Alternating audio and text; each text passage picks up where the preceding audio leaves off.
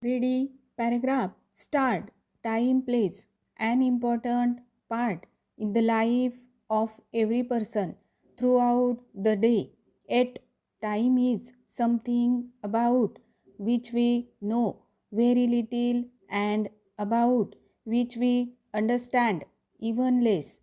If, in our desire to understand a little better the real meaning of time, we read a modern book on the subject, it is probably the experience of many of us that we understand it even less at the end of our reading than at the beginning that we know.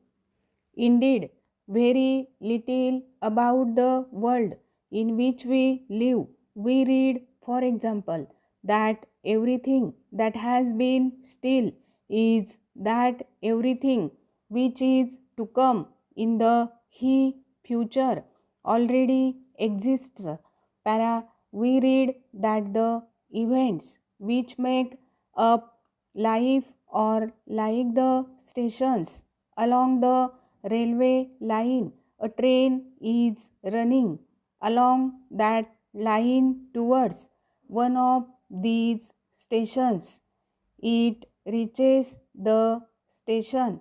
It perhaps waits there for a very little while and then it passes on, leaving the station behind it, but the station existed before the train reached it and it continues to exist after the train has left it.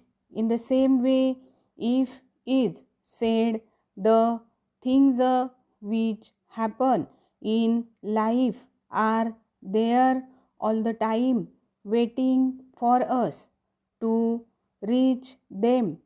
We reach them and experience them and pass on, leaving them behind us.